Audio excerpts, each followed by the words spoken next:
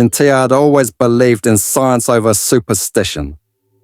As a young dedicated nurse, she was transferred to a rural hospital in central Java, nestled deep in the misty mountains, a place known more for its ghost stories than its modern medicine.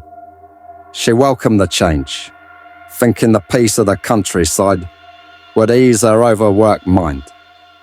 But nothing could have prepared her for what waited behind the door of room 313. The hospital was old. Its stone corridors echoed every footstep, and the walls were lined with peeling paint and damp spots. Room 313 was isolated at the end of the left wing, a room no other nurse wanted. The local staff whispered about the room of whispers. They told stories of patients who screamed through the night and were found catatonic in the morning. Some even claimed to see a woman in white standing by the bed, mumbling to herself. Shintia, being rational, volunteered to take the room. "Ghost stories are for children," she said, laughing off the warnings. Her first patient in 313 was a man named Rendra, an elderly farmer suffering from pneumonia. The first night, he seemed stable, but around 2 a.m., Shintia heard a faint tapping, like nails on wood. She assumed it was just the wind, or perhaps an animal outside. But as she stepped closer to the door of room 313, the sound became clearer. It wasn't just tapping, it was whispering.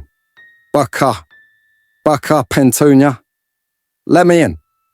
She opened the door quickly, but her room was empty except for Parendra, who now stared blankly at the ceiling, sweat pouring from his brow. "The woman," he croaked. "She's in the ceiling. She watches through the cracks." Shintia looked up. There were no cracks, just the usual mold-stained tiles. She chalked it up to fever hallucinations. But every night, the whispering came back, and it grew louder. On the fourth night, Rendra began clawing at his face, screaming, "She's inside me!"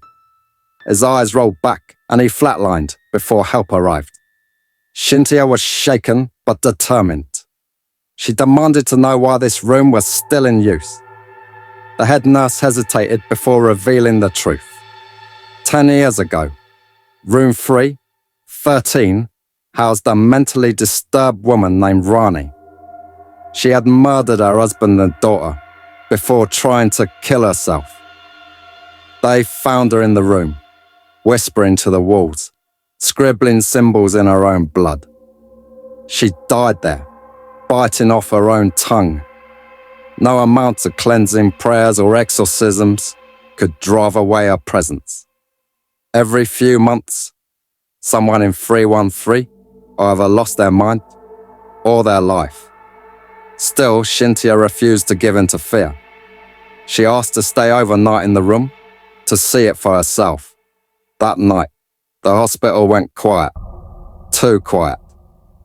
At 2:11 a.m., she heard the whispers again. This time, it wasn't from the walls. It was directly behind her. She turned sharply, but no one was there. The air grew cold, her breath fogging in the moonlight pouring through the window. Suddenly, the door slammed shut. She tried to scream, but her voice caught in her throat.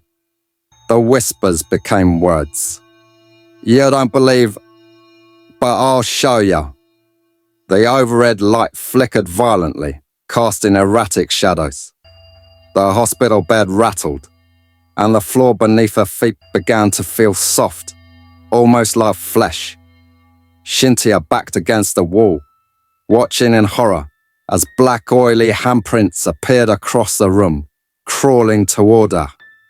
Then she saw her, a woman in a tattered hospital gown, floating inches off the ground.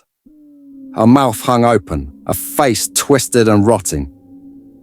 Where her tongue should have been was a deep, gaping wound dripping with black sludge. She lunged. Everything went dark. Shintia woke in her hospital bed. Not room 313, but the emergency wing. She had been found unconscious, eyes wide open, unblinking, in the middle of the cursed room. For days she didn't speak. When she finally did, it was only to whisper, "She's in the ceiling." Shintia was never the same. They transferred her to a mental institution months later. And room 313? They bricked it up. But some nights, when the hospital halls are quiet, new nurses swear they hear whispering. Soft, desperate and angry. Buka! Buka pintunya. And sometimes, the door appears again.